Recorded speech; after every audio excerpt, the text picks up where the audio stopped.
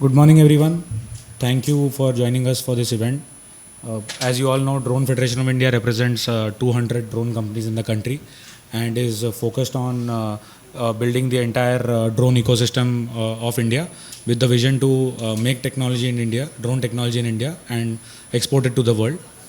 In this, we felt that last 1 year has been about a lot of policy changes and drones becoming the most favorite industry and getting a lot of focus.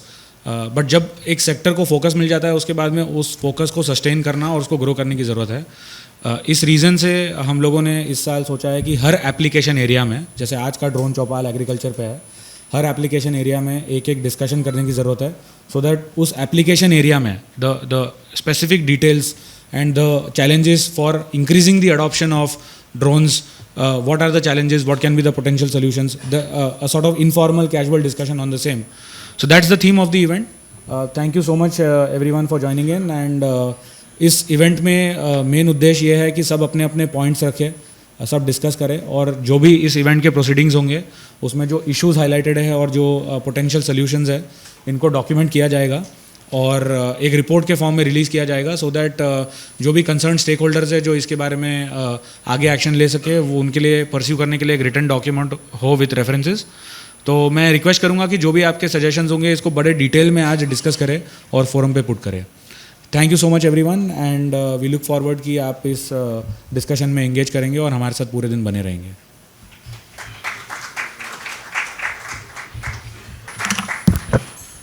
Morning friends, morning to everybody. So I'm really happy to be here today for this very well-timed workshop that is being organized, very appropriately named Drone Chaupal, and very topical for all at this point of time when we are trying to proliferate the usage of drones in our country. So thank you to the Drone Federation of India for having organized this event in collaboration with the Ministry of Agriculture, Government of India. I'm happy to see a full house. I think all the representatives of the relevant stakeholders are there in the room today. The drone manufacturers, the agricultural scientists, the Ministry of Agriculture, my own ministry, of course, the representatives from the states and the service providers, the training service providers, the pilot training, remote pilot training organization service providers, the service providers who will make this program a success. So thank you all for joining in today. I'm sure these deliberations will be useful. Some of the presentations that we are seeing today in the next 3-4 hours. The first one is on policy interventions for scaling adoption of drones, then on crop health monitoring, technology improvements, and then enabling Kisan drone entrepreneurs. I think all of these topics are very, very critical and important. Apart from the presentations that will be there, it will be useful to interact during the sessions as well as post the sessions. I don't plan to give a very long speech, but I'll try to cover a few points which are of relevance. The drone ecosystem is growing. We are trying our best in the Ministry of Civil Aviation, which is spearheading the growth of drones. We are trying our best to work with all stakeholders to proliferate the usage, to devise new applications. Over the past 1 year, you are all familiar, since you are all within this drone ecosystem, you are familiar with the liberalization of the drone rules that has happened. We have been able to type certify 11 drones through 11 companies. I think another 20 are in the waiting. So in the coming months, I think about 2 drone type certifications should happen every month. So by the end of the year, we should have about 30-35 type certified drones. Several drone schools have come up. I mean, a lot of activity, I would say, has happened in the year 22. Today we have about more than 40 drone schools which have come up, and this is this is going up rapidly, and I would say that by the end of the year, we'll surely have about 100 drone schools. With increasing usage of drones, I've often been told that there aren't enough remote pilots. So already about 2,500 drone pilots are there. They have a certification system. The drone schools are able to certify these pilots. This number should increase to 10,000 by the end of this year itself. We've been supporting the drone manufacturers and the drone component manufacturers. We have a PLI scheme. In the next 2 months, I think within the current financial year, our target is actually 15th March, we should be able to distribute the incentives that we have provided to drone manufacturers as well as the drone component manufacturers. So within the next 1 month or so, we should be able to actually make available release funds to the eligible entities, to the eligible companies. 23 companies have been shortlisted, and hopefully they should be able to receive their incentive within March this year. Drones have been used widely for a variety of purposes, apart from things like the drone show which was held. Apart from that, from an application point of view, they've been used for monitoring pipelines, whether it is power grid pipelines or Indian oil pipelines. In the agricultural sector, I think the biggest in the rural sector, the biggest use has been for land records mapping under the Swamitva scheme. But today's discussion is more to focus on how do we make use of drones in agriculture, and that's the focus of today's discussion, and that's why a lot of scientists from the agricultural scientists are here today, and they will be making presentations. I think if we look across the world, there is only China which has been able to successfully make use of drones for both pesticide spraying, insecticide spraying, for spraying of nano fertilizers. There's a huge push for nano fertilizers in our country, and I think with the help of a delivery system making use of drones, we should be able to pursue this goal of increased permeation of nano fertilizers. Now there will be different models which will have to be established. I can see some of the entrepreneurs here from IoT World are here. They were amongst the first ones who started setting up centers at the state level, at the district level, where they deploy people, they deploy drones, they deploy manpower and establish an outreach with farmers. Otherwise, how do the farmers actually get to know that such a service is available? So we are at a stage where there will have to be a lot of demonstration work which will have to be done. And once the demonstrations are successful, I think, in a country like India, once demonstration is successful, it catches on like wildfire. This is what happened with internet. If you see in 2000, almost 7-8 years back, when internet was getting penetrated, most people had feature phones and internet was not so popular. But last 8 years, the internet revolution has happened and everybody is having a smartphone and is using data. I think we are at the cusp of that revolution where in the next few years there will be a huge application of drones for a variety of purposes in agriculture. And it is our endeavor in our ministry to not only proliferate drone as a service for agriculture in our country, but to emerge as a global leader. There are no countries in the world except China where this kind of applications are actually in use in large numbers. And I think this is a great potential and an opportunity for India to grow in this sphere. And yesterday only I was speaking to our High Commissioner in Bangladesh, and I've been talking to some of our neighboring countries. And yesterday, like for Bangladesh, that's also an agricultural economy, they have also shown huge interest in learning from us. So we're trying to work with Bangladesh for exporting some drones. And that's an opportunity for our manufacturers as well as our service providers to not only look at opportunities within India, but to start off with opportunities in the neighboring region also, which have a similar kind of geography, similar cropping patterns, similar land holding patterns. So I mentioned this point because just to re-emphasize that there is a huge upside available. As a ministry, we are not only focusing on driving this in India, but also we are looking at it as an opportunity where we should emerge as a drone hub of the world and assume a global leadership position.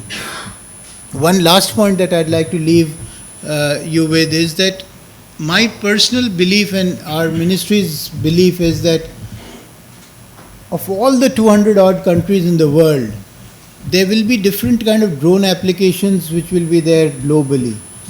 But to my mind, our country will devise unique applications which are specific to our country, and the need for those applications and the utility of those applications in our country, to my mind, is the highest as compared to any other country in the world. For a country with a landmass as big as ours, as well as for a country with a population as big as ours, and for a country which has a strong reliance on agriculture with in some states 80% of people living in rural areas and largely an agriculture dependent economy, I think the applications for our country will have to be unique, will have to be crafted for our purpose, for the purpose, unique purpose of our ecosystem in the rural areas, and the benefits will also be unique and enormous for a country like ours. This is the thought process I want to leave you with. The representatives from the state government are the critical stakeholders in this, because the district agriculture officers are the ones with whom you will have to take up IEC work, information and communication activities, because they will be able to spread this awareness at the village level. We have, on our ministry, reached out to all states. We've requested for nodal officers to be appointed. We are happy to support you in every way. I would feel that if you take a bit of a lead, we will support you, and you could organize either state level conferences, or you could organize in the commissioner's office and call the agriculture officers, and then in turn they need to take this down to the village level. At the same time, the entrepreneurs, the drone manufacturers, the service providers, they have to be present in the room to showcase their product and to convince the farmers the utility of making use of drones for various activities like spraying, for insecticides as well as pesticides or fertilizers. Likewise, I request the Ministry of Agriculture and some officials of the Ministry of Agriculture are here. The Secretary will also be joining us soon, because they have various incentive schemes to provide subsidy for the purchase of drones, and they have a huge network of Krishi Vikas Kendra as well as their own centers, the agricultural universities.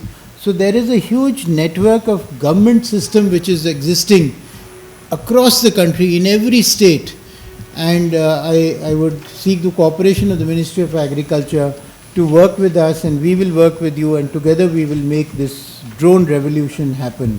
A time was there when we had the milk revolution, the egg revolution, and so many other revolutions in the agriculture space. I think the next few years we must dedicate to the drone revolution. And with that, let me again welcome you and thank you for having invited me. Me and my team, my senior economic advisor is also here, Mr. Srivastav. Please reach out to him. Many of you know me and you have my contact number. Please reach out to me if you need some help. And there is, of course, Smith Shah, who has a small office within next to my office in Rajiv Gandhi Bhavan, and we try to support them in every way that we can, and these are the kind of 3 points of call that you should have in case you run into any difficulty and you need our support in reaching out to state governments. Thank you so much. Thank you. Yeah, any kind of questions, I'm happy to respond to them.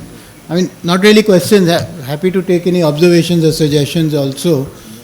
We are running behind time, so let's keep this for 5 minutes, and the next session I'll also attend.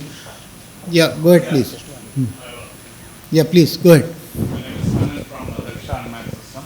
Thank you for gracing this occasion, sir. And it really set a vision that like a milk revolution, drone revolution has happened. Thank you for that.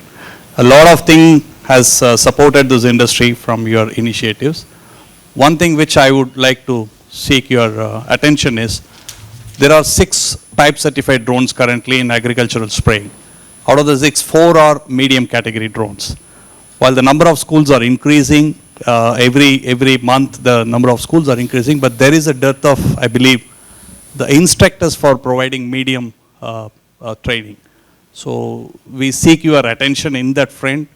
The more number of medium instructors would help these companies to have more number of medium pilots. Currently there are very few schools out of this 42 or 46 odd schools which are actually capable to do a medium training. Thank you, sir. Good, good. I've taken note of that. As the kind of expansion and growth we are, which we are witnessing, there's obviously going to be a shortage. I mean, this is happening in civil aviation also. I don't have, there we call it flight inspectors, CFOIs. But we'll see what we can do in adding instructors, basically. Thank you, sir. Hi, good morning. Morning, बताइए. Good morning sir. Sir इस पर हमने एक दो बार पहले भी आपसे request किया हुआ था कि सर जो ड्रोन पायलट ट्रेनिंग है, so if you look at the farmer community, right, so it's very difficult for a farmer to arrange for a passport. So there is a psychological pressure on the farmer. When we go and ask him, okay, you have to make a passport to get a pilot training, so he become afraid. अरे police वाला आएगा, क्या है, क्या ऐसी चीज है कि मुझे. Point taken. I understood this so point. Sir, please help us. So the point being made is that there's a requirement for having a passport, and that is causing a hindrance. So we are working on that. Agriculture Ministry has told us. We just wanted to ensure, I mean, the passport is not important. It was just for a verification purposes, but we'll work on an alternative verification system so that absence of a passport does not become an impediment. Point. Thank you, sir. Thank you. Sir, Prem from Maru Drone, sir. Yeah. Go ahead. Sir, present certification is for visual line of sight, sir. But majority of operations are beyond visual line of sight. And the certification for PVLOs, if it can speed it up, would be better, sir, is because most of the work is in PVLOs. And the training, sir, majorly visual line of sight of training is happening, but it's only for small category. But if BVLO's training and certification can speed it up, becomes a big move for India and actually the scaling of the operations in real times. Yeah, that's also a good point. Only thing is, for agriculture, perhaps BVLOS may not be critical for agriculture. I mean, there are other issues. For example, air traffic management. I didn't speak on that because, in agriculture in rural areas, that's not a problem as of now. Sir, when we do the automation activities like a spray might be visual line of sight, but when we do the yield estimations or crop insurance or any of the other analytical kind of activities goes beyond visual line of sight, sir. I see. Okay. Hello, sir. My name is Pradeep. I represent Thanos Technologies. We are one of the type certified drones in the medium category. Now, my comment, request, rather observation is on the front that most of the pilots we are finding or are required for these agricultural spraying drone operations, they come from rural areas mostly. People with agricultural background specifically. So having training courses in English language, which is what seems to be the mandate now, due to whatever reasons and lack of content or available options, that becomes a hurdle to get more rural youth trained in or licensed as a drone pilot. So if there could be more in vernacular languages, certain common ones on a state basis or whatever is accepted, I think that would increase the adoption of number of people in the rural areas. Okay.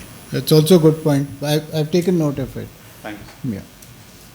Come, I think one last question and then let's move to the session. Thank you so much, sir. I am Mahatma Gandhi National Fellow for Kurukshetra, Haryana. So this program is under Ministry of Skill Development and Entrepreneurship in collaboration with IIM Bangalore. So we fellows are there pan-India at the district level working closely with the skill and entrepreneurship ecosystem. So if in any case there is a possibility of licensing for some pilot interventions, we would be happy to do that. And one more thing, one suggestion I'm putting you into, maybe we can think about it.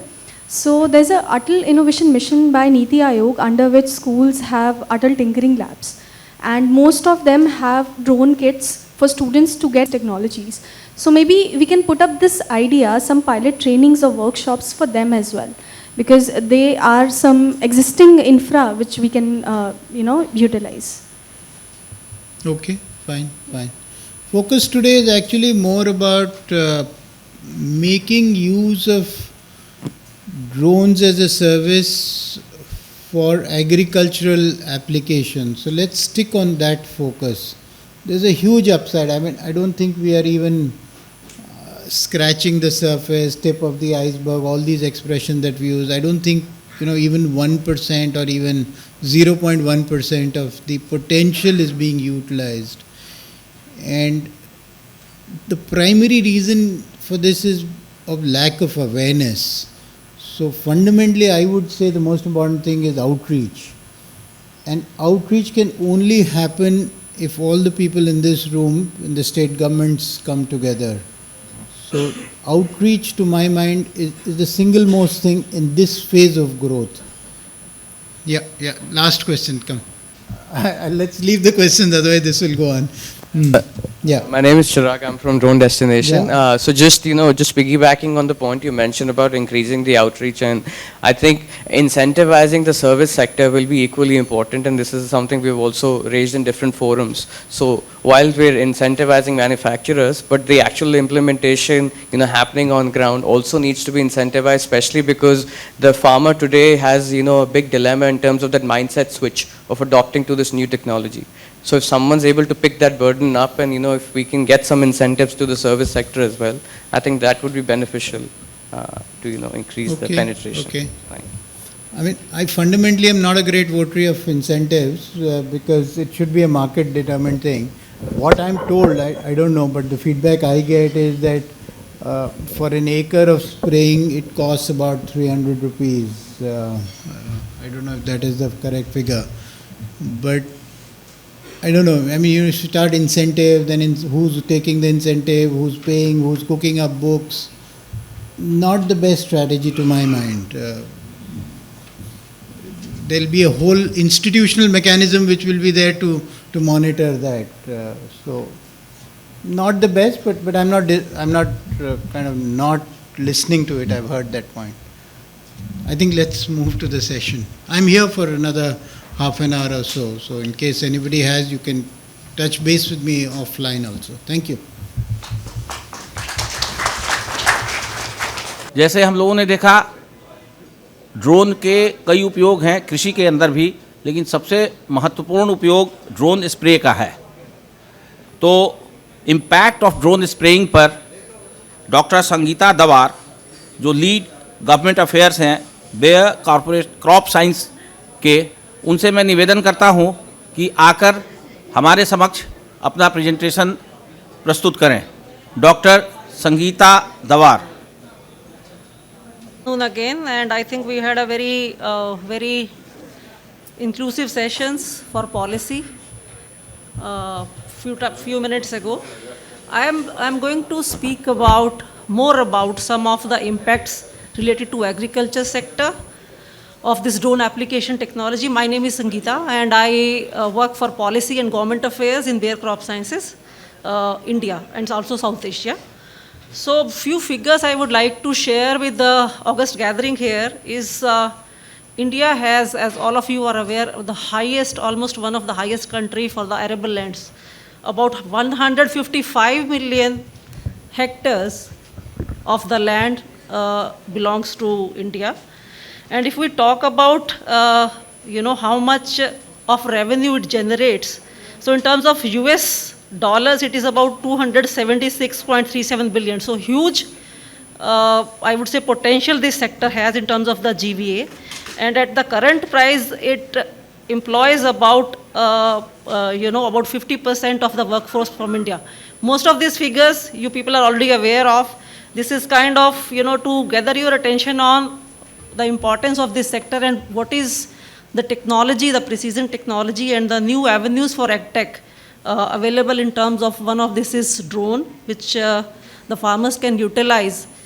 So drone, as we were all hearing, is one sector technology which has the potential to revolutionize the farming industry. And also its uses are immense. When we talk about the efficiency it brings, and about the, some of the drudgeries which are related to the farming operations at this point in time, I probably am focusing more on the spraying part of agricultural drones. So the operator exposure before the drones came was very huge. The man with the knapsack, you can spray manually on the fields, and this is a field which is actually very low standing. When you talk about rice or paddy field, which has about 5 meters of standing water, so you can, imagine the type of manual labor it would require to spray all those acres. The hard work in paddy, the right side picture will show you. The cost also of spraying through this labor is very high. The hard work of about 6 hours for doing 1 hectare, and also in terms of the volumes of water. So huge amount of water saving which is happening through drones. About 95% of the water we can save through use of drones. So one of the potential sustainable application we have these days related to this technology. For this reality in agriculture, there are furthermore uses which is being comparable efficacies. So when we talk about efficiency, safety to the operator, we also have to see that how much efficacy we could obtain through use of drones. While doing through knapsack sprayer, the man could only, able to handle the upper topography of the crop or sometimes on the sidelines. But when you go to the terrains or when you go to some of the orchards, so it's really, really difficult to manage, let's say, mango orchard through knapsack. It will be very vertical kind of a thing. And also, when you go to some of the other crops, if I talk about the lower part of the leaf, it will be difficult to do it through the knapsack. So when we do this through drone, there is a thrust of pressure which is applied, and through that thrust, it is able to go and reach even to the bottom of the plantling. So besides just, a very kind of a upward spraying, so there is more efficacious and precision spraying which can happen through drones. And it is not only comparable, but this is actually even better than the manual spraying or other kind of spraying. So we have, most of other mechanization spraying also available at this point in time.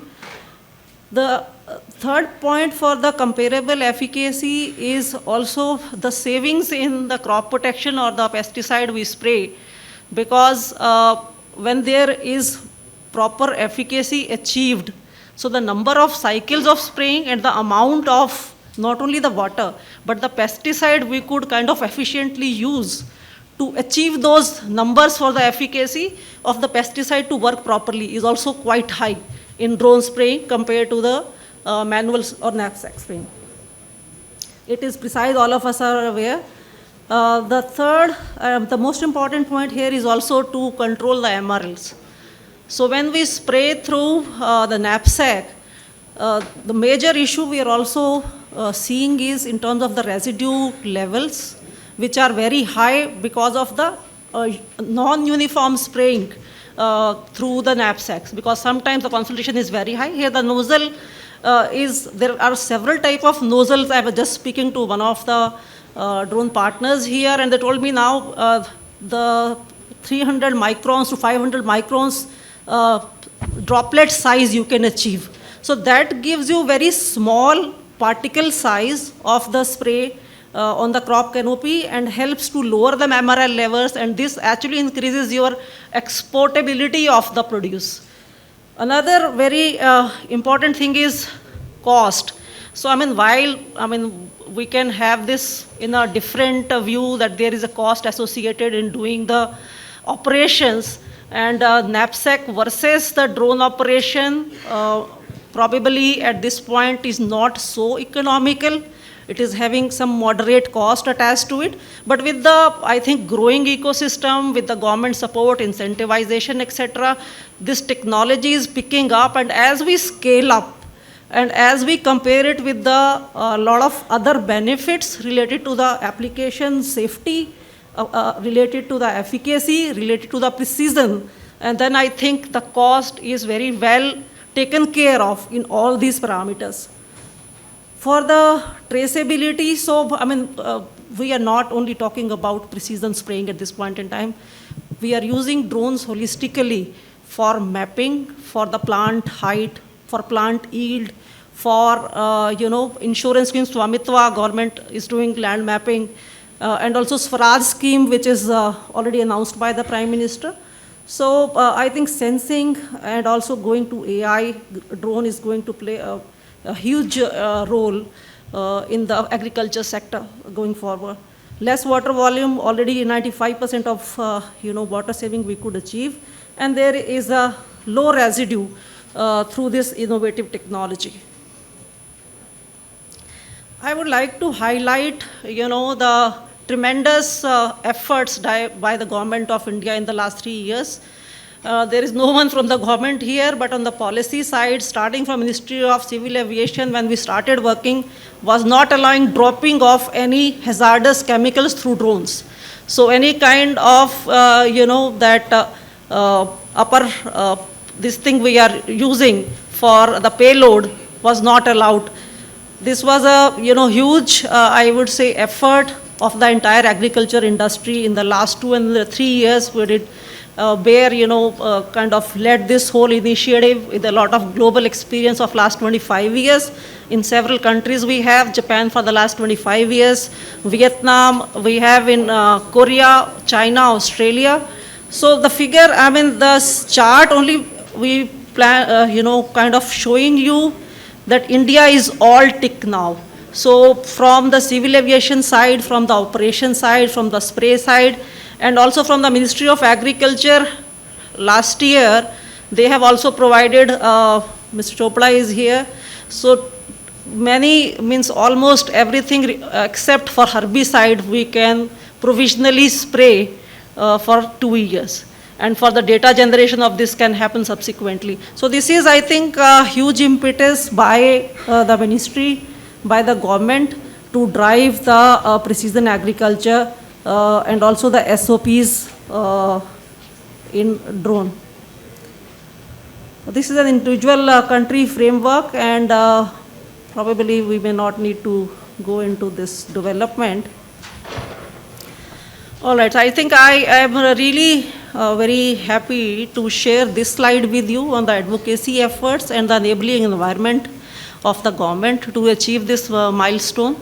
So Bayer has already started the commercial operations of drone services in India agri sector last year, and we are operational in about 7 clusters in India, mainly focusing on crops like paddy, wheat, soybean and cotton, and also across the Rabi and Kharif cycles. We have 2 chemistries which are already fully registered by Central Board of Insecticide, and rest of the chemistries we are generating data with the whole startup ecosystem and also several state agriculture universities and ICR bodies. So collaboration, when we see, is the game. So this is a collaboration with the whole ecosystem partners like drone startups.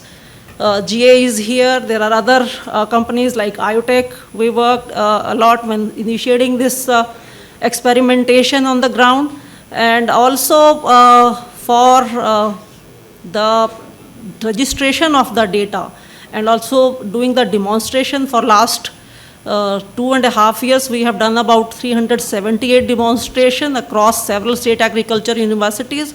We have 5 key partners in ministry, ICAR, like Central Potato Research Institute and Spices Research Institute, Plantation Institutes, SISH, where we are doing drone demonstration experiments and also having a use case of drone across the public and the, with the farmers. On the advocacy front, there are still efforts on. So now there is an effort to have a crop-specific standard operating procedure as well. So the current SOP, which caters to a generic kind of application, so to have a proper, I would say, more precise application on each of these crops. So we are going forward with a lot of discussion in the Ministry of Agriculture. So starting this whole journey with Alak Sundaram committee, and then going to 2 different expert committees to make the SOP in Ministry of Agriculture. One is for the crop protection, and second is for the specific SOP for the nutrients and fertilizer. So the role of, I think, the second SOP needs to be more highlighted now, as ma'am was also mentioning. And in this regard, BEAR has also initiated some internal, and also with the help of some of the startups, we are doing the direct seeding of rice, of seeds on the ground. And this will be agri-input side, I think a very revolutionary one, because we can achieve a very, the distance between the plants for proper growth, and also to get proper nutrition with the row distance and row size equally, managed by this seeder, which is through the drone. The enabling environment, I think we must not forget this whole thing with the national conferences done and with a lot of impetus given by the Prime Minister office. So the whole regard to the vision from Ministry of Civil Aviation in doing this policy framework very quickly, and the Ministry of Agriculture in coming out with the SOPs so soon, and then continuing this momentum with the SMAM, where they have AIF schemes and then subsidies to purchase the drones at the state level.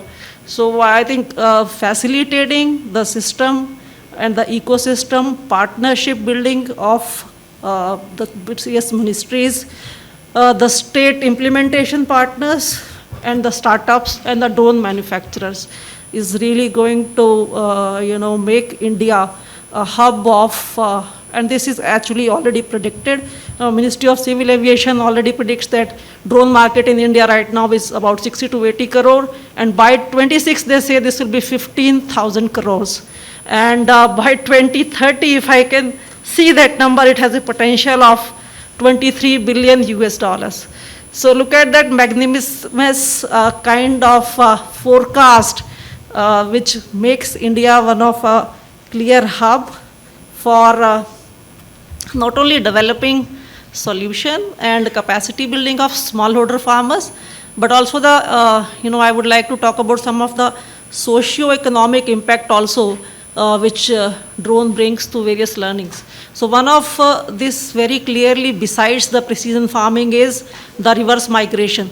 So the agri-entrepreneurship, which is promoted through drones, and it is very likely that one is that there are 2-3 persons which are directly engaged in doing the drones, in managing those sensors, etc. But then there is a whole lot of industry which is getting the jobs through this new technologies. So the new youth, which were kind of getting averse to entering into agriculture because of the old practices in agriculture and not so lucrative. So I think going forward with the value generation and with the help of having new learnings in the technology, they should be able to have, we should be able to retain youth as a reverse migration into agriculture. So with the execution and experience in the field for the last year, I think we are confident to make this shift happen. And also with the support of OEMs, with the pilots, we also have a RPTO collaboration, and also collaboration with various agri training and advisory. and also a sustainable ecosystem we are trying to create in terms of the socio-economic impact to the farmer's life and also to the smallholder which we can make. So thank you very much for your patient hearing.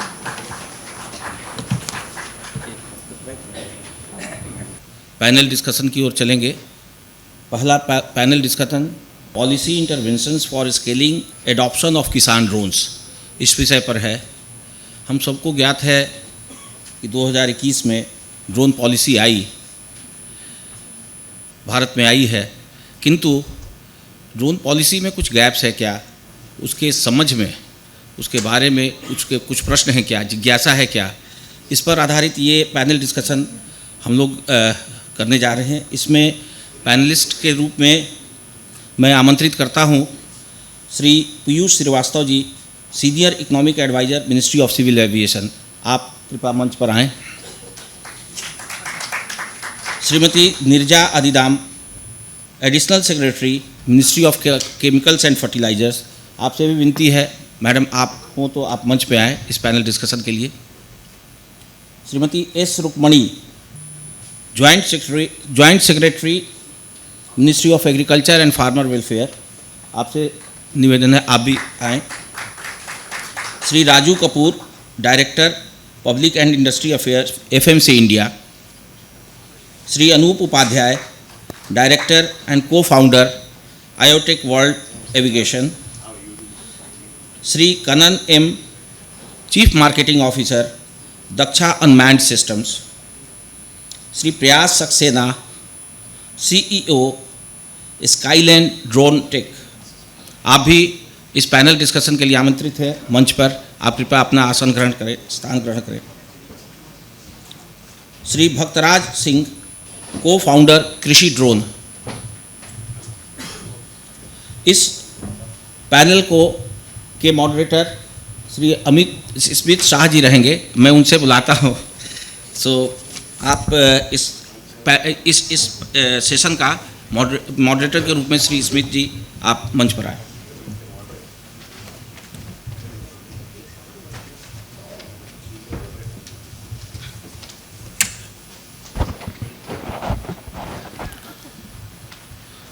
Thank you so much panelist, आपने समय दिया ये पहले session के लिए।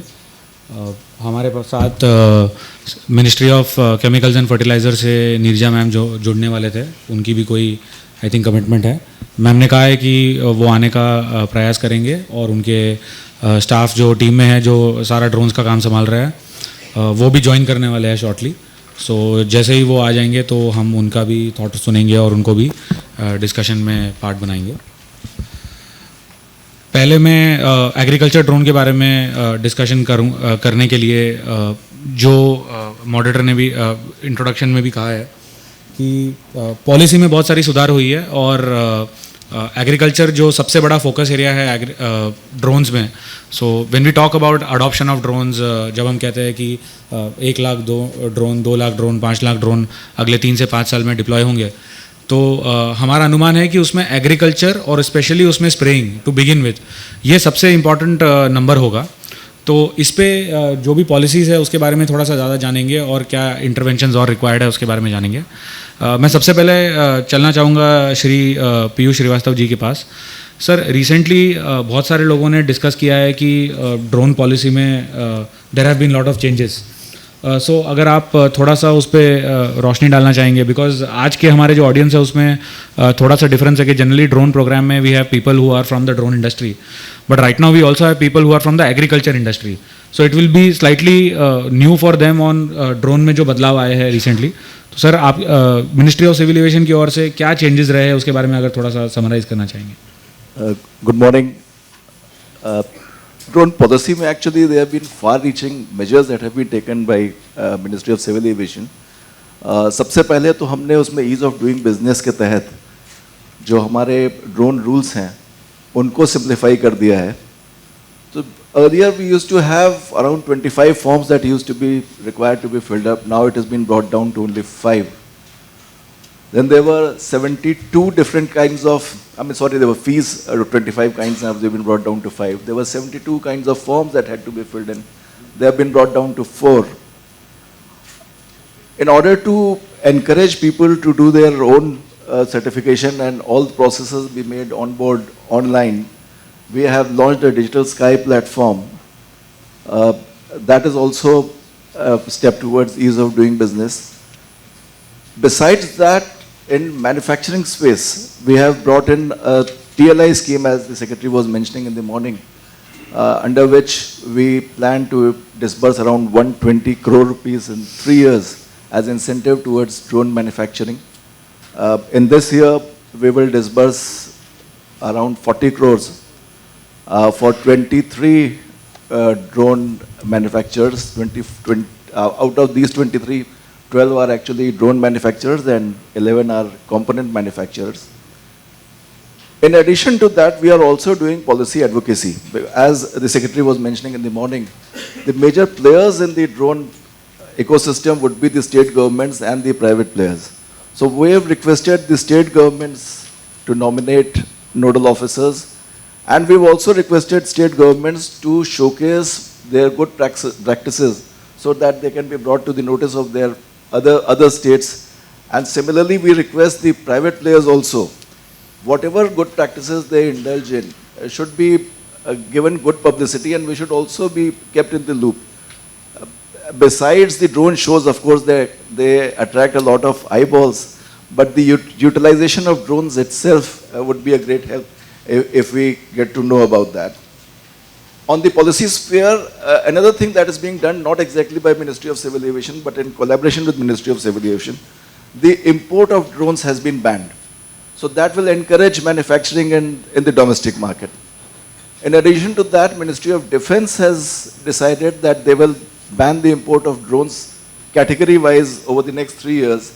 And they also intend to buy drones. I mean, I cannot reveal the numbers, but it's a huge amount of money that they're going to spend to procure the drones.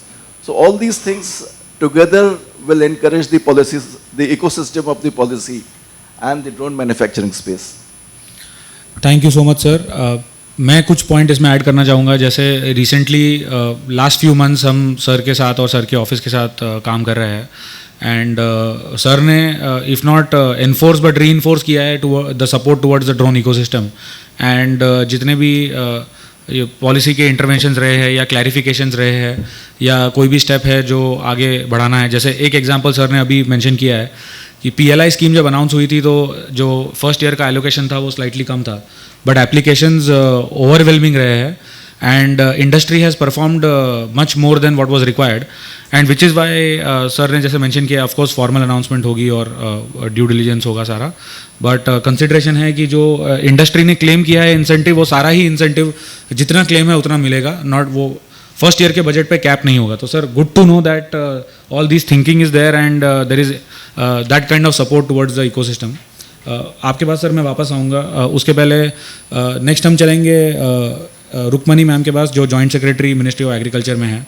Ma'am, civil aviation के side पे we have seen that drones manufacture करने और operate करने के लिए काफ़ी policies रही है, बट एग्रीकल्चर सेक्टर में वी बिलीव कि ड्रोन्स का अडॉप्शन प्रमोट करने के लिए भी there have been lot of policies और schemes. So if you would want to highlight a few things around what Agri Ministry has been doing. Good morning, sir. Good morning on the. Good morning, sir. Good morning, everybody. I'm Rukmani. I'm Joint Secretary, Mechanization and Technology from Ministry of Agriculture. Just recently joined a month or two back. So bear with me if I kind of not able to give you the figures. As far as policies regarding promotion of drones are concerned, I would like to tell you that way back in 2022, the government has taken the initiative of promoting the drones through announcement in the budget. After that, the Ministry of Agriculture particularly has been taking many steps. Like we have approached the ICR institutes, given them funds, and agriculture universities given them funds, and they are promoting drones in a big way. And we are also improving the infrastructure of our own institutes. Like we have 4 institutes like FMTTIs, Farm Machinery and Testing and Training Institutes. So we are in the process of establishing our own training centers for drones, RPTO, for which I would request Ministry of Civil Aviation sir, that we would be soon approaching you for clearance, etc. Then we are also going to establish one pilot base PPP model RPTO in our Hisar Institute, which will help in training as well as promoting the drones popularization. And we are in touch with all the state governments for major popularizing the drones in a big way. We are holding regular meetings where all the stakeholders, including the industry and other stakeholders, are participating so that we could take it in a big way, as drones are the future for agriculture, for technology promotion in agriculture, and like doubling the farmers' income. And also in helping them in getting away from the labor intensive and increasing their production. So, thank you, ma'am. As you mentioned about those regular meetings, we just want to recall the last meeting that you did organize, and Secretary sir was also there in the meeting. We remember that you have been literally asking each state कि आप किसान drones में क्या कर रहे हो, schools कितनी है, when are you planning to roll out the subsidy program, why are you looking at demonstrations. So it's good to see that detailed follow-up happening very regularly with the states. That kind of follow-up and that kind of push and hand-holding support from your end as well will help actually all our manufacturers and service providers in deploying the drones in a larger scale. Piyush sir and Rukmani ma'am, I'll just want to caution you that the entire drone industry is very proactive, and we keep asking for a lot of things, but also we are very patient. So don't mind my other service providers and manufacturers asking a lot in the next few minutes. But be rest assured that we will be patient. We will explain all our details and all our reasons for the same, and we'll keep requesting you for those support. So first example of that trailer I'm going to show you. My friend Mr. Anup Upadhyay, coming to you, he runs IoTech World Aviation, one of the early companies that I got the chance to interact with on the agri space. So he always keeps requesting all the different types of issues on the ground. So Anupji, maybe you want to highlight certain policy level interventions that you feel are required on the scale up of adoption. Yeah, thank you, Smith. Good morning, everybody, once again. So there are a few things.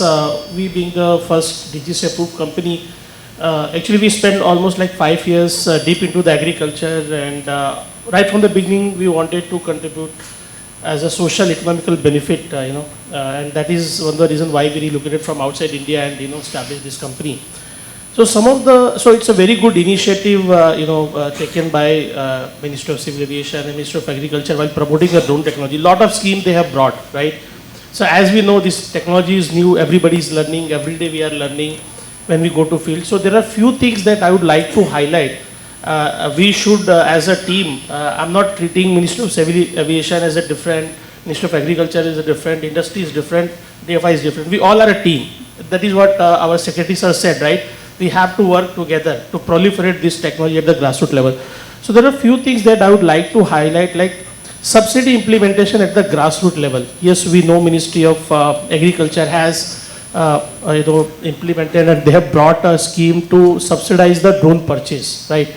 But if you look back, because of some SOP, because it's a state matter, agriculture is a state matter, right? So whatever central government wants to drive, they have to work very closely with the state agriculture department. So I think there is some synchronization is still required. We need to develop some SOP so that subsidy gets implemented at the grassroots level. So there are few states who have started, like MP is one of the states, they have started working on it. Maharashtra is also very aggressive. So we want all our other states also should try to implement subsidy so that the benefit starts at the grassroots level. Second thing is, we know that 52.5 crore rupees has been given to KVK, ICR and CSC to purchase the drone, the 100% subsidy. But there are many more KVKs, CSC, they have left. They are not able to enjoy that subsidy. So I would request Ministry of Agriculture, please madam, all the other like 750 KVKs are also there, so they are the building blocks who are giving lot of demos at the ground level, so they should also be provided subsidy so that all KVK, CSC, ICR institutes, they purchase drone and proliferate by giving free demos to the farmer friends. Third is GST waiver for 3 years at least. So from this platform, I would like to request, through Ministry of Civil Aviation and through Ministry of Agriculture, at least they should try to talk to Ministry of Finance to waive off GST on drones, at least for 3 years, initial 3 years, so that even 5 to 10% or 18% GST going to the end customer, that is the farmer, it's a burden on him. So if we can do this, one side we are giving subsidy and other side we are taking through GST, so that does not make sense. So I would request Ministry of Agriculture and Ministry of Civil Aviation, please talk to Ministry of Finance and at least request to give waiver on GST for 3 years to proliferate and increase the adoption. Thank you. Thank you, Anup, always making unique points, and demand is always high. So good to be consistent on that. Next we move to Mr. Kanan. Kanan is from Daksha Unmanned Systems, one of the type certified drones with petrol engine and working out of Chennai and now pan-India operations. Kanan, your inputs and thoughts on the policy interventions around the Kisan Drones. Yeah, thank you. Good morning to all. First of all, several schemes have come. Any new technology adoption would have always scope of improvement. So in addition to what Anup has shared, I would also like to say on the subsidy program. Well, the scheme is fantastic.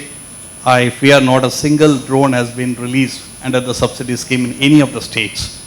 So I think the execution is important and it needs to be speed, and we still have another 45 days left in this year.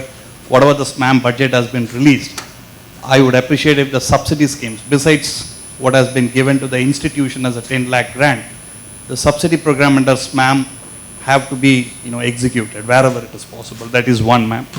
The second thing is in agriculture, as I see, it's almost 1.2 billion acreage of spraying is available. That's a potential in India.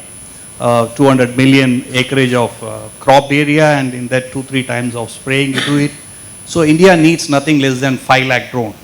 I don't think that the current method of spraying, ideally it should be banned because it is hazardous, it is not helpful for the human.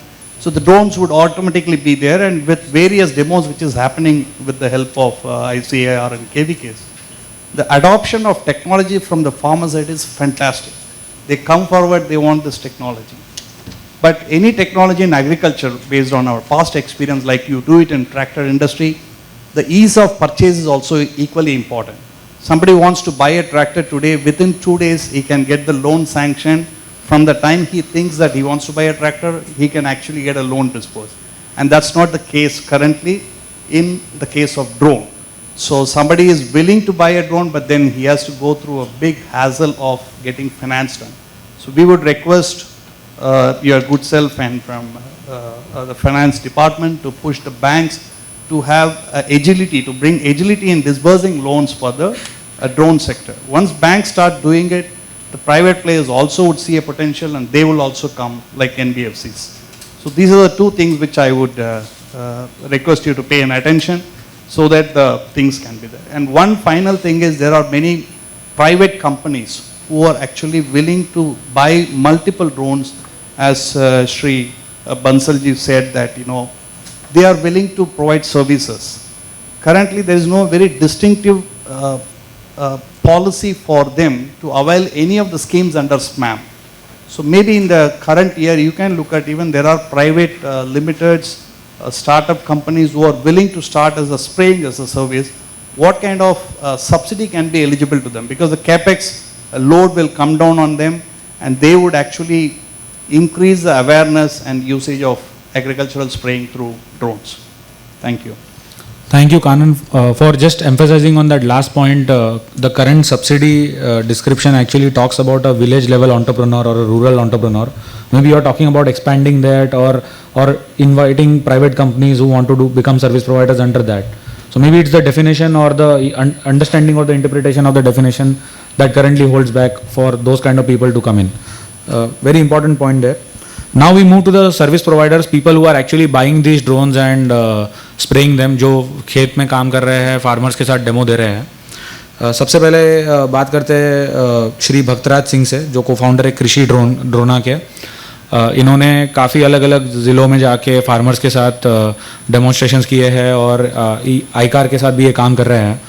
तो भक्तराज जी, अगर आप आपका field experience share करना चाहेंगे और आपको practically जब ground पे काम करते हैं तो क्या टाइप के इश्यूज आते हैं और क्या चैलेंजेस फेस हो रहे हैं और उसको पॉलिसी लेवल पे कैसे सॉल्व किया जा सकता है, इसके कोई अगर सुझाव होंगे आपके पास। Thank you sir.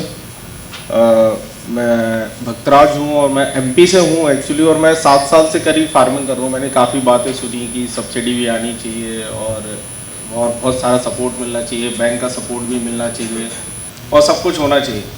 और मैं करीब 2.5 साल से मैं करीब सर्विस प्रोवाइड कर रहा हूँ, जिसमें पहला साल तो मैंने खुद प्रैक्टिकल करने में निकाल दिया, क्योंकि किसान के पास बिना प्रैक्टिकल किए जाना मतलब कि आप ये समझिए कि वो इम्पॉसिबल है कि वो आपकी बात मानेगा। और सबसे बड़ी बात यह है कि सर्विस प्रोवाइडिंग में कोई भी ड्रोन, जैसे कि मैं मान के चलिए मैं एग्रीकल्चर ड्रोन अभी उड़ा रहा हूँ, तो मेरे लिए ये ज़रूरी है कि मेरे को उसका नॉलेज पूरा होना चाहिए, क्योंकि आप किसी भी किसान के पास जाएंगे तो आपको सब कुछ बताना होता है, उसको हर एक चीज़ के बारे में बताना होता है कि आप क्या करने वाले हैं। और उसको कन्विंस करना इतना कठिन है, क्योंकि उसकी 1 साल की मेहनत है, वो पूरा 1 साल उसका चला जाएगा। आप 1 सेकंड या 6 मिनट में आप उसका 1 एकड़ खराब करके भी आ सकते हैं। तो आपको एग्रीकल्चर नॉलेज भी उतना ही ज़रूरी है। मैं 7 साल से किसानी कर रहा हूँ तो मैं कन्विंस कर सकता हूँ, लेकिन हर एक पायलट के लिए वो ज़रूरी नहीं कि वो उसको कन्विंस कर ले और वो वहाँ पे जाके उसको कर पाए। अभी हम लोगों ने नेचुरल फार्मिंग में जैसे कि अमृत वर्षा किया था, एक प्रोजेक्ट था गवर्नमेंट के साथ। तो गवर्नमेंट्स की जो ड्रिल्स हैं इस तरीके की, जैसे कि अभी हम फार्मर फर्स्ट प्रोग्राम कर रहे हैं ICR के साथ मिलकर करीब 1000 एकर्स में। तो फार्मर्स के पास जाके मैं खुद पहुँचता हूँ और मैं खुद ड्रोन पायलटिंग करता हूँ, तो मैं उनको बता पाता हूँ कि मेरे को कैसे करना है। और यूजुअली अभी जितने भी ड्रोन्स हैं वो सारे ऑटो मोड में ज़्यादा फोकस कर रहे हैं। तो मेरा कहने का सभी लोग यहाँ पे मैन्युफैक्चरर्स भी आके कि जितने भी पायलट्स हैं, अभी ड्रोन के लिए जो हमारे खेत हैं वो अभी तैयार ही नहीं है कि ड्रोन्स उसमें ऑटो पायलट मोड में इतने सही तरीके से वर्क कर सके और उतना एफिशिएंटली सामने सर्विस प्रोवाइडर को भी उसमें कुछ बचे, तभी तो वो सर्विस प्रोवाइड करेगा।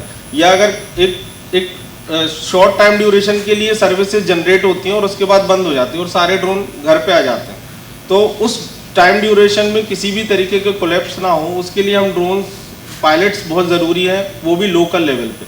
क्योंकि हम पायलट्स को ना हमेशा हायर करके नहीं रख सकते सर, क्योंकि एक 15 दिन का स्लॉट मिला, हम सिर्फ कॉन्ट्रैक्ट बेसिस पे या डेली बेसिस पे हम पायलट्स को हायर कर सकते हैं। उसके बाद हम उसको हमेशा के लिए नहीं रख सकते कि आप 1-2 महीने रुकिए फिर उसके बाद काम जनरेट होगा, क्योंकि ये बहुत ही शॉर्ट टाइम ड्यूरेशन के लिए जनरेट होता है। और हमको नंबर ऑफ ड्रोन्स ज़्यादा लगेंगे, हम 1 ड्रोन से या 2 ड्रोन से, क्योंकि इनकी कॉस्टिंग बहुत ज़्यादा है और इसमें ऊपर से उस पर 18% GST भी है। हम थोड़ी चीज़ें भी बचा के हम उसमें कर सकते हैं, लेकिन होता क्या है कि हम एक शॉर्ट ड्यूरेशन के लिए हमें बहुत ज़्यादा अप मिलता है कि हमको करीब 5000 एकड़ करना है, वो भी सिर्फ 15 डेज में।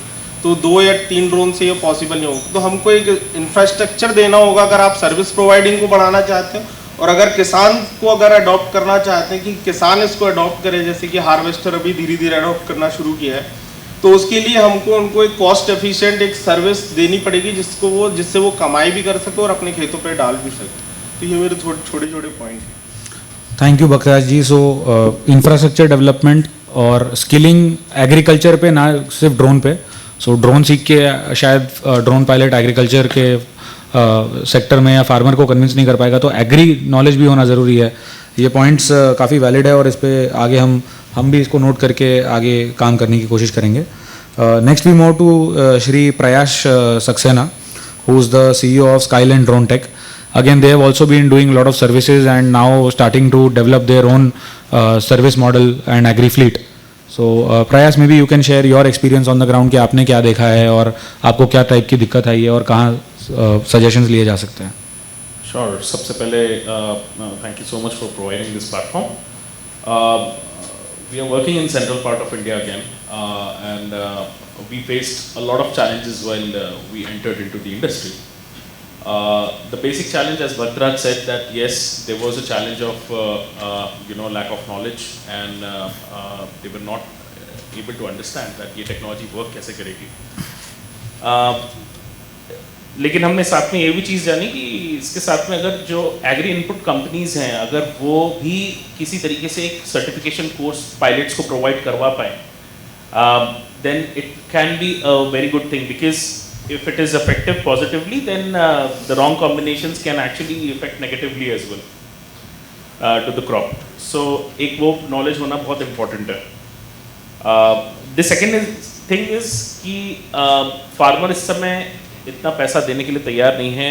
Yes, इसमें कुछ centralized service linked incentive scheme आनी चाहिए for the service providers. And जो विलेज लेवल सर्विस प्रोविजनिंग कर रहे हैं उनके लिए बहुत मुश्किल है इसको ट्रांसपोर्ट करना. कई बार इस समय जो साइज़ है और ट्रांसपोर्टेशन का काफ़ी हद तक आयोटेक ने उस चीज़ को रिजॉल्व भी किया है. बट येस, हमें उनको कुछ ना कुछ सर्विस लिंक्ड इंसेंटिव कुछ ना कुछ देना चाहिए. दूसरी चीज़, एक इम्प्रॉपर प्रैक्टिसेस हमने बहुत नोटिस किए हैं. कुछ लोग DGCA रजिस्टर्ड ड्रोन यूटिलाइज कर रहे हैं.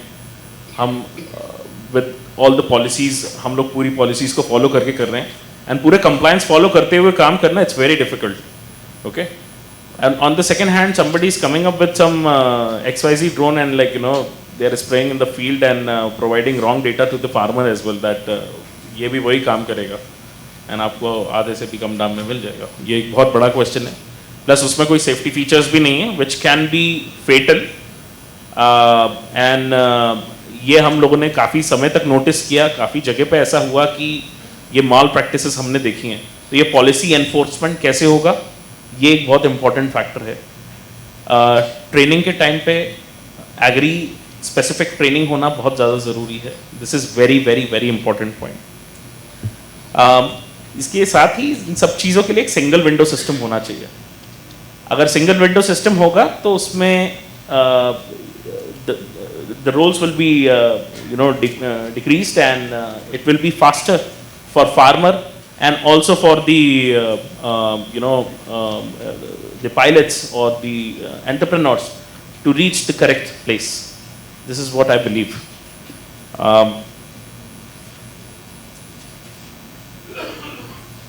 हम लोगों ने काफ़ी समय तक इस चीज़ों पे काम किया है, अलग अलग फील्ड्स में काम किया है. इंफ्रास्ट्रक्चर डेफिनेटली एक बहुत बड़ा चैलेंज है. उस पर मैं भी एक पॉइंट बोलना चाहूँगा. जैसे पैडीज़ की जो फील्ड रहती हैं, they are very difficult to do and there is no way that you can land drone in the middle of the field. So yes, एक ये एजुकेशन होना ज़रूरी है. थोड़ा सा अगर फार्मर्स हमारे साथ में सपोर्ट करके उसके हिसाब से इंफ्रास्ट्रक्चर बनाए तो that will be beneficial for them. So how we can educate them, ये एक बहुत इंपॉर्टेंट फैक्टर रहेगा. Thank you. Thank you, Prayas. Now we move on to Shri Raju Kapoor, who is the Director of Public and Industry Affairs at FMC India. Raju, you have a background of looking at a lot of technologies being adopted, and drone is maybe one of the seasons that you are seeing now. So maybe your experience will help all of us young people in the industry understand how to take drone technology and promote it and move forward. Any thoughts on that? Thank you so much for this opportunity. Sir, I represent FMC Corporation. We are one of the largest crop protection companies globally. We also are pretty big on the precision agriculture space. So this space is known to us. You asked a good question, Smith. I just go back to how we adopted tractors. It required tremendous amount of perseverance on the part of the tractor manufacturers, the government, and of course the extension agencies to work together, create an ecosystem that made tractors what they are today. See, mechanization wise, even today we are hardly 27% mechanization. So I think this has tremendous scope. Agriculture today is, the real demand in agriculture today is that of sustainability. Sustainably, how do we grow crops? And that's where drones would play a huge role, in my opinion, because they are going to do two critical things. One is take drudgery out of agriculture. Number two, attract talent into agriculture, the young talent into agriculture. And third, and the most important, is the efficacy of solutions on the ground. So in my opinion, I think first suggestion for me would be that we need to somehow stop segregating the hardware from the delivery. The mechanism has to be solution on the ground.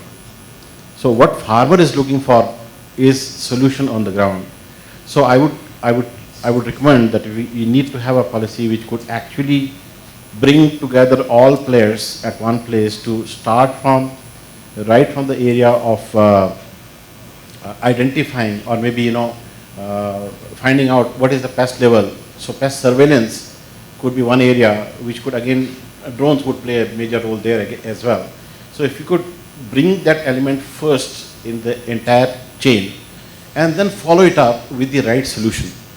That means the drone operators would have to exactly know what is the issue in the crop and how this would be cured. So there has to be, it's like milk and the water. It has to be just one thing. The drone operators has to know, you just now mentioned about it. So the knowledge of agronomy among all those who want to implement application at the grassroots level is very critical. It shouldn't happen that you end up ruining a farmer's, let's say you're trying to spray and the plants break down while you are trying to spray. So standardization of the technology, very, very critical, I think, because it's an initial stage. So either farmers will adopt it or they will reject it. So when they will adopt it is when it is executed to the T. So that's very critical. From a regulatory point of view, I think largely full marks to the government. We have already come this far so swiftly. There is still some discussion going on. I am on the committee where we are looking at crop-wise SOPs that are being developed. But those SOPs need to be then adopted by the operators on the ground. So it can't happen that the SOPs are being made on one end and the execution on the other end, as we just heard from Madhya Pradesh, is very different. So how do we do that? So this would require an ecosystem approach, which would mean that not only Ministry of Agriculture, Ministry of Civil Aviation, but also the state governments, the ICARs, the KVKs, and the industry, most important. Because remember, in the end, the delivery will be made by the industry. So how do you web all of them into one composite package that goes and delivers? So that would be critical if you want to talk about success of this. I would also request, sir, if it is possible, there are large budgetary allocations around agriculture infrastructure fund, about 1 lakh crores. I think hardly about 30% have been used so far. Maybe we can connect a drone application and agri-infrastructure fund. So this could also be incorporated in that. And that comes in as an incentive, or developing the requisite infrastructure at the hinterlands. That would be critical. For example, training schools. Could agri-infra fund be connected to private players, and in a joint PPP mode, we set up large number of training schools. For example, I mean, we'd be more than happy to look at that kind of a proposal that we put in joint equity, and then we are doing promotion at the grassroots level, where we put up drone training schools, or let's say crop protection schools. Drone would be one of the important elements of this entire whole thing. There is another agriculture accelerator fund has been created, startup accelerator fund. So maybe that fund, could we have drones coming in there because I still see that drones have been possibly kept out of that. I'm not sure. They're there. Oh, so that's great. That's great. Then the other part is the Kisan Samman Nidhi, which is going to the farmers, is going essentially to help him adopt newer technology. Let's say crop protection or nutrition, etc., etc. Could we link Kisan Samman Nidhi and application by drone? Maybe we can do a pilot, small pilot. If it succeeds, instead of DVT, you could straight away route it through the drone operator and deliver it at the grassroots levels. That would take it. I mean, then the Kisan Samman Nidhi would be gainfully deployed at the grassroots. The other thing, I think, which are the teething problems have already been raised as to the subsidies not reaching, the financing, the whole thing has to happen. Another thing which I have a proposal where agriculture can play a major role, there's a lot of promotion for FPOs happening. Could FPOs be the delivery points for drone based, what I call as DAS? So could those FPOs be upgraded? Like for example, there's a new scheme that came out where we're talking about women's self-help groups being upgraded with professionally in the budget Madam mentioned. Similar thing we could look at executing through FPOs, and that would be, because FPOs are by the farmers for the farmers, so that would make the adoption much faster. What is most important also is that the spirit of co-opetition, early stage, if we have a spirit of competition among players, that could be very suicidal, because then it would be more about less about technology, more about gaining market share, and that is always a bad thing. Stewardship is very critical in this whole success of this whole thing. Stewardship is very critical. To ensure that stewardship is there needs to be co-opetition amongst all the players. Knowledge sharing, very important, as to what you should not do rather than what you should do. What you should do, many of us know, but what you should not do is very critical. I think I'm there mostly, yes. In terms of capacity building, I think in engaging the private companies is a great idea. I think as a private sector players, we will be more than happy to consider this. This is already being done in case of ITIs and all. So maybe we can do the ITI model here, where we can either even at the ITI itself, we can leverage that infrastructure for training people for drone licensing, for drone training. What is also important is on which drone are they being trained. So a pilot may be trained on drone X, but he gets a job with drone Y. Will he be able to operate that properly? So how do we create standardization of training across various drone types? That is also equally important, because what is most important is solution at the grassroots. So, there are of course more points, but let me just stop here. Standardization, harmonization between state, center, and the rest of the players, spirit of cooperation, and a larger ecosystem approach. Thank you so much. Thank you, Raju. Before we move to the audience for a few questions, would like to come back to Piyush sir and then Rukmani ma'am on any reactions on the issues raised by the industry. Piyush sir, will request you to share your reaction first. Actually, very valid points have been raised, and we've taken note of them. I think out of the whole laundry list of issues that have been raised, only 2 points concern Ministry of Civil Aviation. One is about the certification course of pilots by agriculture service industries. There should be cooperation between the two. That point is well taken, and we would be very happy to extend all cooperation in that. Of course, DFI is also involved in this, and DFI is one of your your representative organization, so do take help of DFI in that. And the drone the application for the RPTOs is fairly straightforward. It's done online, so it shouldn't be a complication for any agriculture service provider to get into the RPTO business, provided he fulfills the necessary conditions. That is number one. And then the capacity building, the point that Mr. Kapoor raised, the capacity building in cooperation with the private sector and the ITIs.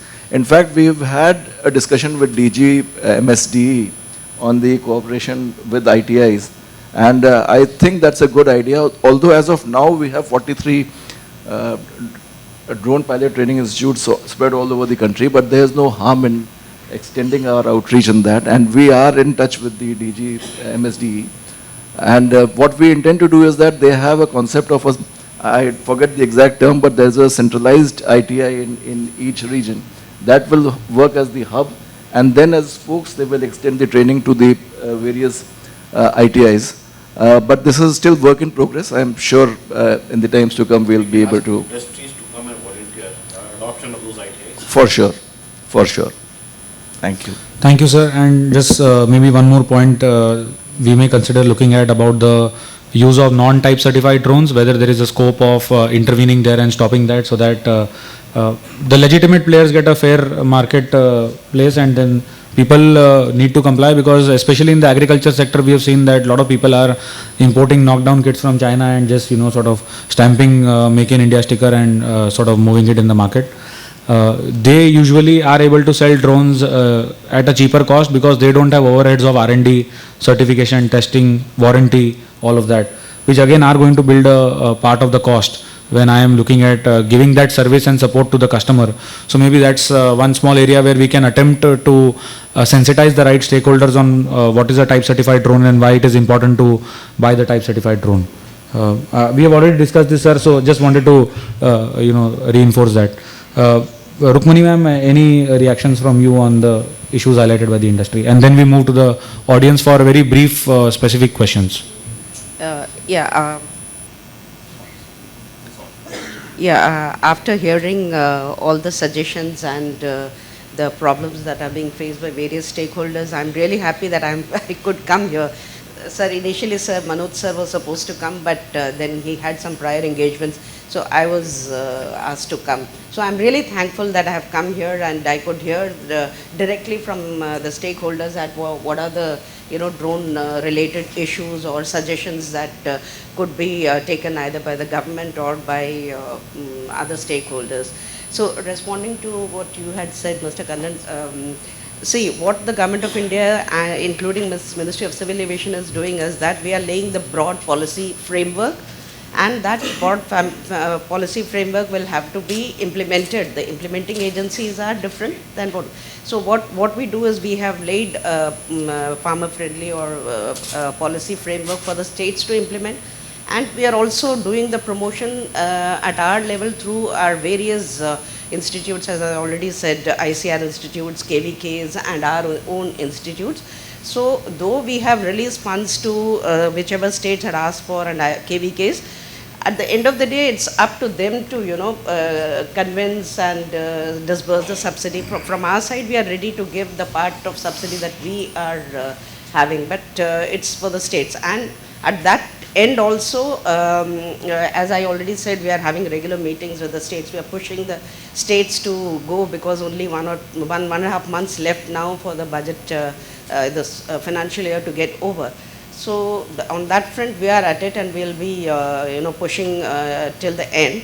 And regarding availability of skilled trainer for imparting drone training, including the agriculture specific. Sir, I have one request, is that when we sell the drones to the farmers, there was one requirement that whoever is buying the drone, they should have that license, pilot license, or requirement of passport as a documentary evidence.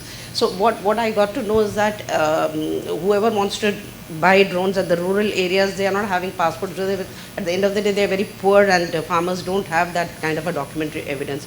So we had made a request, sir, that if passport requirement could be substituted with any other documentary evidence or proof, that would be good, sir. And I forgot what others had said, but then the suggestions, whatever has been given, they are all the good suggestions. I would request DFI to compile and give it to us, and all those suggestions will be looked into, and we'll try and our level best to improve upon our policies, and also emphasize that the state should implement. And at the end of the day, it's whatever we are doing in the agriculture field, that in the technology, or it should reach the farmers. That's our target. Thank you, ma'am. Now we move to the Smith, with your permission, I would like to, I forgot one major problem, and I just recalled. So in the dispersal of AIF loan, loan that is given by bank on subsidized rate, even pilot license is made mandatory, but that was not necessary. Pilot license is important not for applying the loan and avail the opportunity. It's important to fly the drone, but people, because of the lack of knowledge, I don't know, they have put it as a prerequisite, and that's the reason. See, even pilot training is also, the fees of the pilot training is also part of the loan. So it's a chicken and egg problem. If you don't have license, you will not get AIF loan. If you don't have AIF loan, you will not get the pilot license and all those things. So, madam, my request would be please release a circular to all the banks. They should disengage pilot license requirement as prerequisite to disperse the EIF loan. So that is a request. That is a big problem we are facing. Because the training fees is also the request component in the loan itself. So we have our team that is noting down all these issues and we'll be compiling them as a report. Now to the audience for a quick 3-4 questions. Anyone who has a question, maybe you can raise your hand and yeah. I don't really have a question, but Anup ji, आपने कहा कि मध्य प्रदेश और महाराष्ट्र में कुछ अच्छे practices हैं, तो थोड़ा सा रोशनी उस पर डालिए कि वो ये दो स्टेट्स क्या कर रहे हैं, जिससे कि हमारे को भी पता लगे कि क्या बाकी स्टेट्स को करना चाहिए. Sure sir.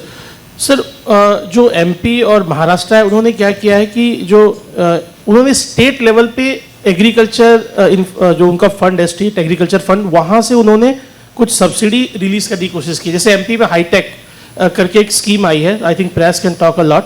So what they have say on their state from their state fund they have start issuing loans or subsidies. They are requesting applications. So there are 50 to 60 drones they are financing in MP under high tech at the state level. Okay, they are not utilizing the fund from center.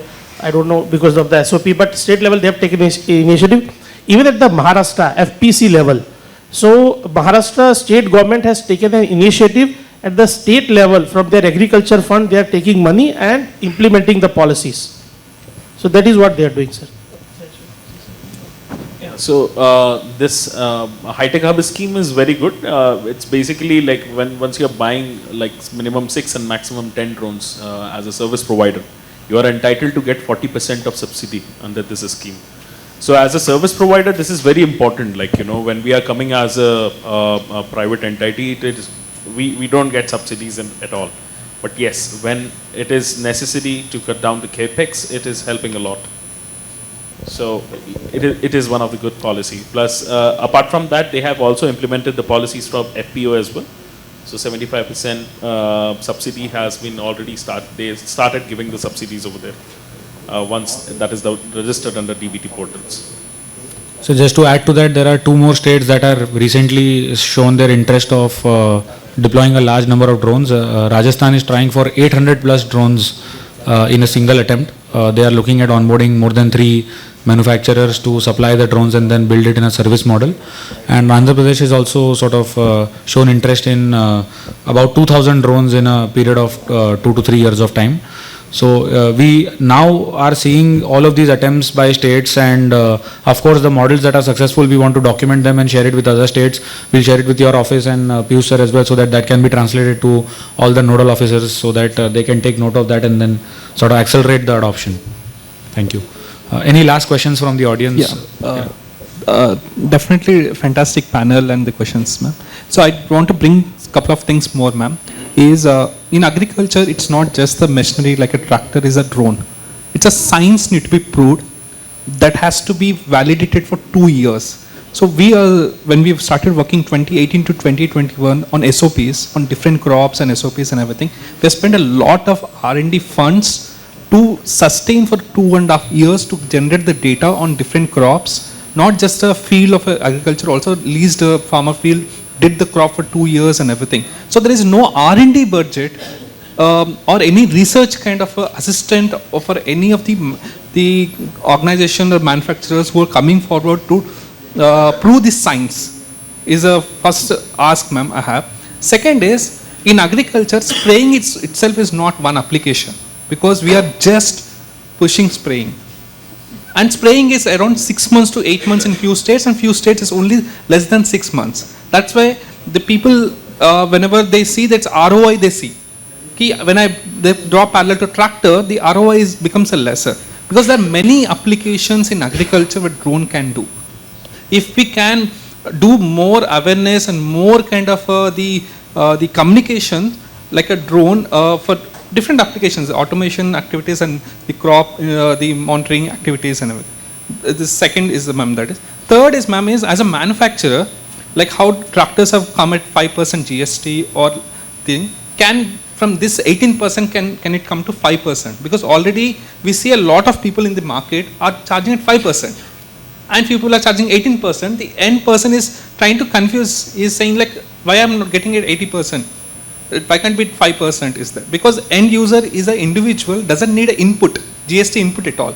So rather, like if you can immediately do that 18% to 5% is a request, and for service 0%, because they have habituated in agriculture like not having any the service GST for it. So it can it for a purchase 5% and services 0% is a sincere request from entire industry, ma'am, on ground. The third is, ma'am, is we have all demonstrated for multiple applications. Right? The drone can do at present around 8 to 9 applications, ma'am. If the department can also do a very localized kind of a like a regional, like Telugu, Hindi, Tamil, or Assamese, or different kind of a lot of awareness kind of the communications will be great impacts, ma'am, because all this English kind of a thing is becoming an internet itself, not going to the masses and rural as a handy kind of for them to understand. And people who are creating the communications in the YouTube are confusing a lot. They say like 50 acres it can do, 100 acres it can do, but the reality is different. Because can we bring it to reality so that it brings a trust and helpful to the entire industry is what is more asked. So multilingual communication from the government side could be one of the. The first point which you raised was regarding, like manufacturing industry is being allowed to give given space for research. So we have our one dedicated Department of Agriculture and Research and Education. I would definitely put in your request to them, and from our side what we can do, definitely explore. And what was the second point? Ma'am, GST, ma'am, for the purchase and for service, the GST present, it's 18% for both. Can it, the GST can come, zero is ideal case, or if it is so midway? We will discuss with other ministries and try what best we can do. There was another point before this regarding SOP, ma'am.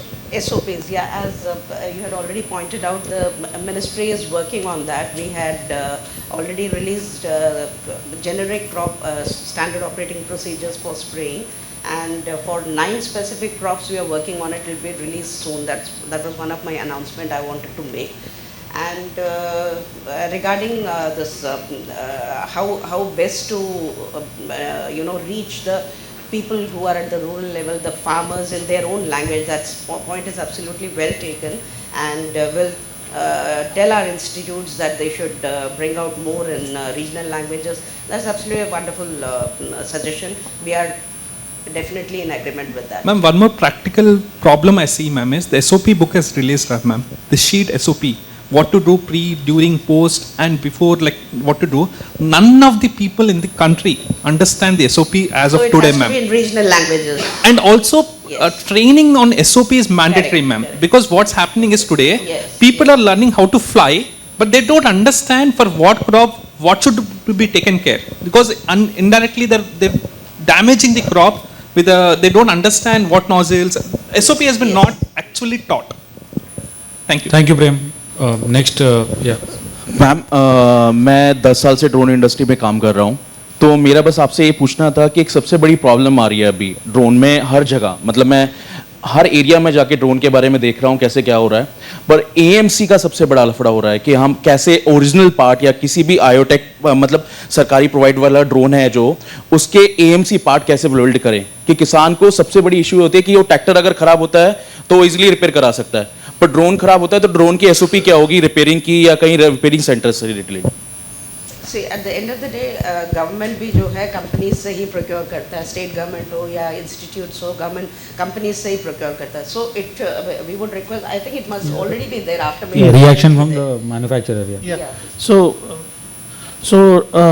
we have as part of the training, as Rajuji also mentioned, and everybody, right? We have to give agriculture specific training, right?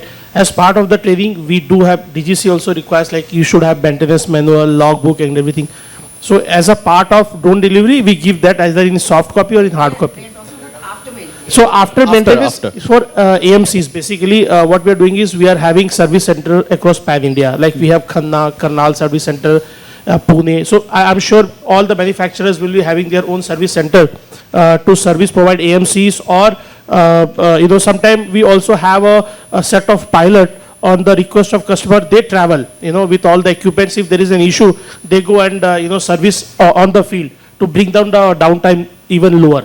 So that is what we are doing. If you have any other recommendation that as a manufacturer we should do, we are happy to learn from you. Sir दूसरी चीज़ ये थी कि किसान जानना चाहता है कि एक ड्रोन की लाइफ, एक ड्रोन और एक बैटरी की लाइफ हम कैसे गेस्ट करें. अभी इस मार्केट में कोई भी ऐसा ड्रोन नहीं है जिसका मतलब लाइव फुटेज या लाइव डेटा हम देख सकते हैं कि आज प्रेजेंट डेट पे, मतलब सपोज कीजिए 2022 जनवरी से एक ड्रोन स्टार्ट हुआ और उसने कितने एकड़ेज पूरा कवर किया पब्लिकली डेटा, कि वो ट्रस्ट वर्दी हो एक किस्म से. देखिए, इसमें एक दो चीज़ें हैं. जैसे यदि मैं अपनी कंपनी की बात करूं तो हम लोग के पास एक एग्रीनेट करके ऐप है. उसके थ्रू यदि आप रजिस्टर करते हैं तो ईच एंड एवरी इंफॉर्मेशन हमारे ऐप पे रहता है. And DGCA has authorised drone manufacturer to keep log of each and everything. UIN भी इशू करो, उसका लॉग भी देखो, आप रखो आप, क्योंकि कल को यदि कुछ मिसहैप होता है तो they will come to us कि भाई ये फलाना नंबर का UIN नंबर ड्रोन है, कौन ओनरशिप है, कहाँ उड़ रहा था, उसका डिटेल आप हमको दीजिए. तो हमारा ये ऑब्लिगेशन है कि we have to keep the detail. तो उसके लॉग में रहता है. एक चीज़ तो ये. दूसरा क्या है कि कुछ companies, even GA also has some app, so they are registering flying of each and every drone. So एक वो चीज़ रहता है. दूसरा क्या रहता है कि यदि आप DGCA, इसीलिए that is what Smith is also emphasising, right. DGCA approve drone लेना इसलिए इंपॉर्टेंट है क्योंकि उसकी सारी चेकिंग होती है. यदि हम बोलते हैं कि हमारा बैटरी का लाइफ साइकिल 200 साइकिल है, तो वो कोई ना कोई है जिसने चेक किया है. हमने BIS लिया है उसके ऊपर, हमने लैब से टेस्ट करवाया है. तो ऑथेंटिकेशन है. जब DGCA स्टैंप लगाती है तो they check each and every feature, safety feature, even the life cycle, even उस ड्रोन का लाइफ क्या है, हमें प्रूफ करना पड़ता है सिमुलेशन से, हमें प्रूफ करना पड़ता है फील्ड रिजल्ट के डेटा से. I am sure Maruti is also, many people they will agree.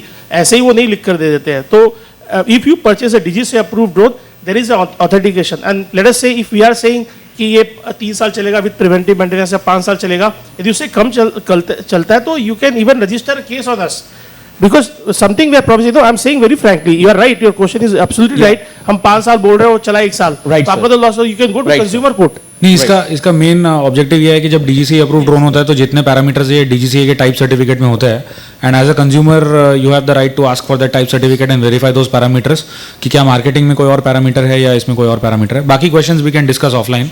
Any last? Just one more answer to his question. One more answer to your question as well for the AMC part. So, as you know that we are already working with IoTech, or we can work with other companies as well. It is not industry specific.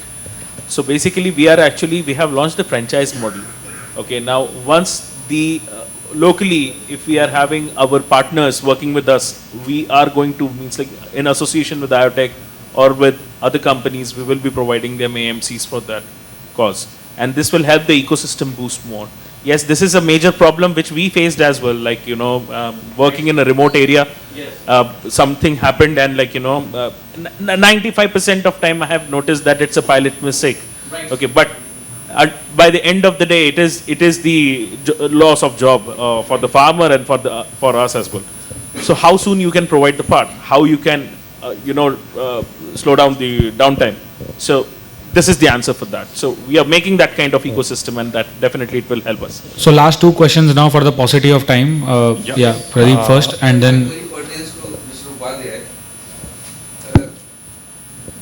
Are you talking about there will be some kind of black box, a la aeroplanes?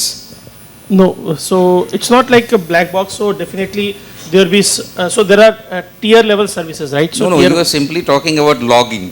Yes. Logging, what we generally do for public transport or the government vehicles, the logbook maintained by the driver. Are you talking in that sense, or are you talking in terms of the black box? No, so sir. That anything untoward incident happens, later on we can find out what are the details. Sir, I will like to clarify that this is in between. It is not a paper-based log, and it is not a black box. It is a flight recorder that keeps recording with a limited span. So for example, logs will be maintained for last 15 days or last 30 days or so, but they are digital logs where the entire flight parameter with all the parameters of the system and all are verified, and they have to be compulsorily recorded because that is a mandatory requirement of the DGCA scheme as well. So it is a digital logging system within each DGCA approved registered drone. what will be the minimum duration for maintenance of that log? As of now, that is a manufacturer specific. Once the specifications and the standards keep evolving for all of those, of course, government will start notifying them in the compulsory schemes. As of now, manufacturer can claim that whether it is 15 days, 30 days or 40 days, depending on his design and his availability of software as well as storage capacity. But it is a digital log. Thank you very much. Yeah, Pradeep, last question to you and then we break. So just to add on to the GST related point Prem has already raised, so we have certainly observed in the market that on parts front and drones front, there are two different HSN codes that have been given. People are selling parts at 5% also and 18% also. People are selling drones at 5% also and 18% also. We, as such, whenever a customer calls, they're saying some other company is selling at 5%. We say it is 18% because we don't have a clear notification on this.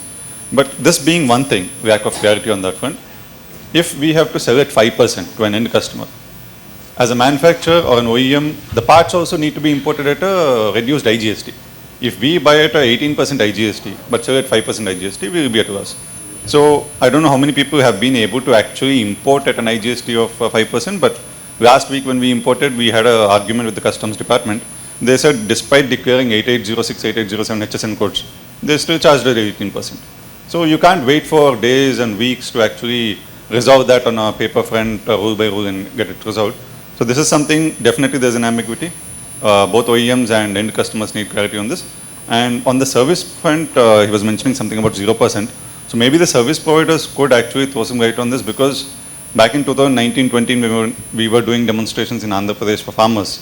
We used a specific HSN code, I think it was 998719 or something, which actually attracts nil GST for farmer related services. If someone is already using that, great, there's no modification for this. Otherwise, drone related agri services also could be brought under that specific HSN code, where it automatically becomes 0%. Thank you. Thank you, Pradeep. And I think a lot of them were more suggestions rather than questions. But we have made a note of them, and we will be preparing a document and a report to ensure that we are able to circulate all of those to our panelists as well as government. So with that, I would like to bring the first session to the conclusion. I would want to thank our representatives from Ministry of Civil Aviation, Ministry of Agriculture and Farmers Welfare, the industry and the audience to contribute to this panel. And we just take a 1 minute break and then begin with the presentation from Bayer Crop Science. I hand over the stage back to Shri Arun, and we'll just request the panelists to be on stage for 1 more minute. अब मैं Smith जी से निवेदन करता हूं कि please I could just recollect what he was saying about application of drones, except it's right now it is being popularized only for spraying of pesticides and all. And I could recollect that. So yeah, application of drones is definitely has varied uses. So in addition to spraying of pesticides, it could be for fertilizers, it could be for seeds, it could be for yield estimation, crop estimation. Definitely we are aware of that, and we are trying to popularize its use for other applications also. It's there in our agenda. मैं Smith जी से निवेदन करता हूं, छोटा सा token of appreciation में अपने plants सारे पैनलिस्ट को प्रदान करें, और सारे पैनलिस्ट से निवेदन है कि आप एक ग्रुप फोटोग्राफी के लिए आप लोग रुकेंगे स्मिथ जी के साथ।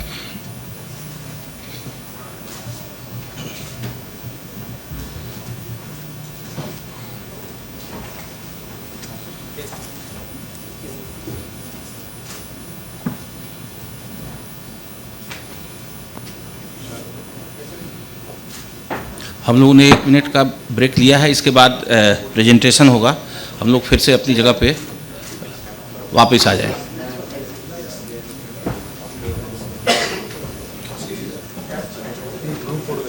ग्रुप ये भी देखो, ये भी नहीं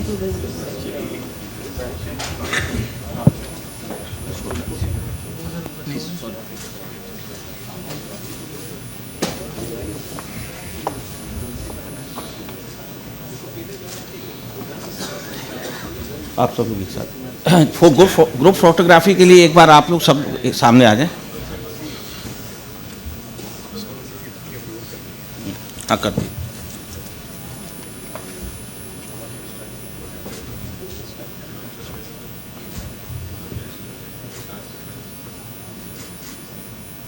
Thank you. Thank you.